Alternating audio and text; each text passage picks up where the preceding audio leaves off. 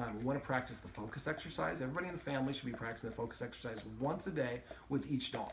Now we want to have about 8 treats or so, 8 to 12 treats each time we do this. At first, 1 second, then eventually 1 second, up to 20 seconds, or get to 20 seconds. And the dogs will be on different schedules, so we're going to go at the dog's pace, not at our pace. But that exercise really is cumulative, so we want to really try to do that a little bit at a time, or add it, do it every day, but add a little bit each day. You can hold on a sec.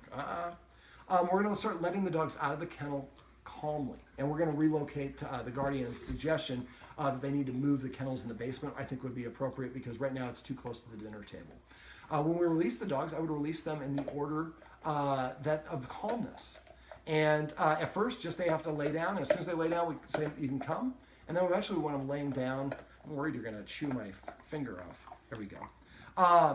And eventually, we want to, after they lay down, we're going to wait a couple seconds before we give them the come command. And then work to the point where you can open all 4 kennel doors and walk away, and the dogs know that they're not allowed to come out unless they get the command word. We're going to make sure that we start paying attention to when we're petting the dogs and not petting them when they nudge us. That's the petting with a purpose. And let me see, what else? We want to incorporate rules and boundaries. You're going to have to sit at the door before I let you out. If the dog, if one dog sits at the door, that dog can go outside. The other dogs can't. They have to wait. We walk away, wait 1 minute, then come back and say sit one time. Whoever sits within 3 to 5 seconds, they get to go out. The other dogs have to wait. Next time we walk away for 2 minutes, then for 4 minutes, then for 8 minutes.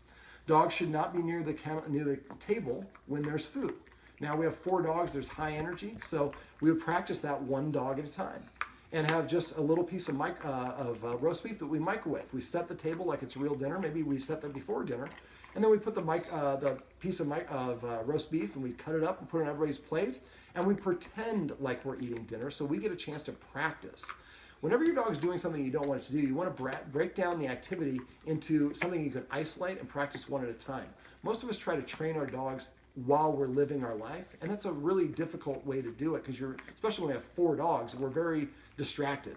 So we practice with 1 dog at a time until that dog has the behavior down that we want. Then we practice with the next dog. When we get 2 dogs that are both good, we bring those 2 dogs together. Then we bring the 3rd dog in. We gradually add to them like we're building a cocktail until we can have all 4 of them and they know what to do. And that's easier for us to process. We're going to ask the dogs to sit and wait as we go up or down the stairs. We're going to practice the little exercise at the door where we put the dog in a leash and we open the door. And again, at first we might just reach for the door. And eventually we can reach for the door and jiggle the handle. Then we reach for the door, jiggle the handle, and open it a crack. We're going to break it and do these in small steps and go by the dog's pace, not by our pace. For both Capone and Stitch, we're going to use counter conditioning, which is letting the dog chew on the object while we turn on the hairdryer or the paper shredder or whatever it is. But we're going to make sure that the distance is far enough apart so the dog doesn't immediately react to it. So first give the dog the treat, let him start chewing on it. I use the tricky trainers because I can squish them and they're nibbling little pieces of it off. Then we nod or we come up with a code. The person turns the hairdryer on for a second and then turns it back off. Then 2 seconds and 4 seconds. And we get up to the point where you leave it on and he's just ignoring it at this distance. Then we do the high intensity, the higher volume or speed for the vacuum cleaner. Got a little dog's dribble on my nose now. But we're going to do that for anything the dogs are reactive to. Let's see. We want to definitely make sure that we're getting Charlie more exercise. So we're either going to get our the family's son a skateboard or some rollerblades and see if he can take the dog out dog skiing.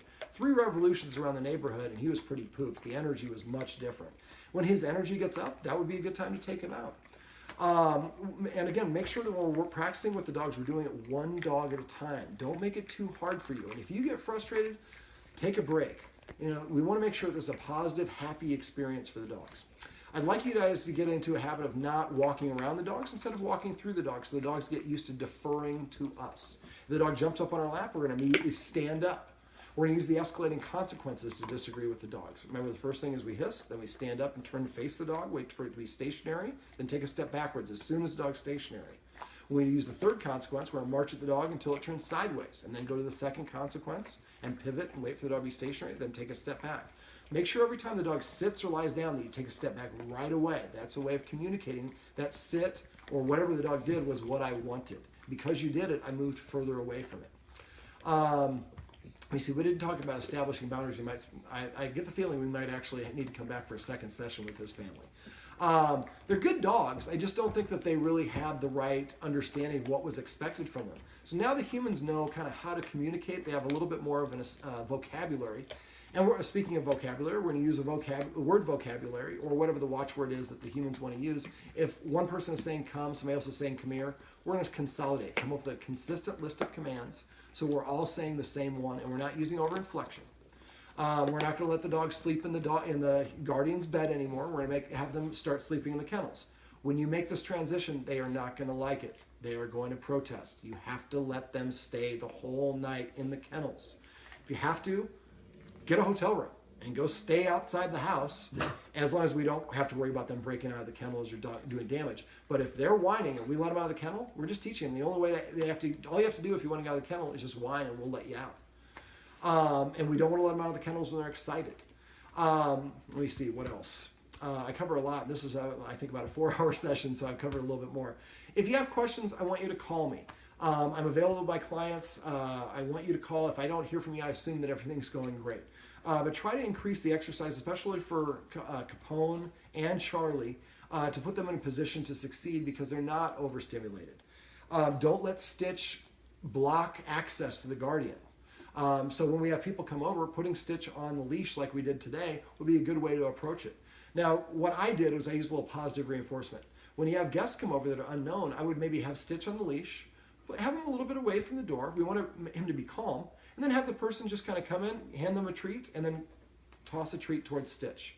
Let him get it. It might be helpful to practice having the dogs people come to the door and practicing with one dog at a time, so the dog can kind of get used to that interaction, especially for Stitch, since he's the one that might nip. We just toss a treat, let him have that, and if he looks stiff or he's holding his breath, he's saying I'm uncomfortable. Wait for him to relax a little bit. Then we can have the guardian come over, or the guest come over. The guest shouldn't go stick their hand in front of his nose or try to pet him and show him I'm a good person. Drop a treat, or toss a treat, toss another one. Then when they come in, have them just walk in the living room and drop like a treat every 2 or 3 steps. And then after the guest sits down, then we lead Stitch over to where those treats are. And Stitch is like, when guests come over, man, they got holes in their pockets. They're dropping these high-value treats. Can we get some more guests over here? So we use positive association to help them feel better about it. Let me see. I think that's about, I'm sure that I'm missing a lot of stuff. I talked about the focus exercise? Yes, we did talk about the focus exercise. Oh, stay. Practice the stay. Again, first for duration, then for distance, then for distraction. The gentleman that I got my technique from, if you Google teaching any dog the perfect stay, it's kind of, it'll have like color bars of all pink, and then he comes in and he's like, one of the things, he's black hair, he's got kind of bug eyes, I don't mean that disrespectfully, but he uses a zoom camera, which isn't probably the most flattering image. But first practice for duration, get up to 5 minutes. Then start moving away from the dog, come up with a release word like release or break, and eventually do it while we have the vacuum cleaner going on and other things that are going on the dog normally would react to, so that they can learn to stay even though there are distractions that are going on. One last little thing, I find that when we teach dogs, we really help them build their confidence. So we have some dogs that aren't the most confident. Maybe a good idea would be for everyone in the family to go to YouTube and find 1 or 2 dog tricks or commands. When I don't want my dogs to go forward, I say charge. When I want them to go backwards, I say retreat. Most people just think of roll over and fetch and play dead and those sort of things. Those are great, but you can also give useful commands like wait at the stairs, business, pleasure, like we talked about. So maybe each week, one person picks one trick or command and then teaches each dog separately, then shows all the humans the command and how to do it. And then all week long, we practice that one command with each dog. And then at the end of the week, the next human picks another trick or command and teaches the dog. So we have 4 people regularly in the house. So if we do this, maybe each person teaches 2 tricks. Now the dogs have 8 new tricks or skills that will help boost their self-esteem. So that's basically our roadmap to success for this one.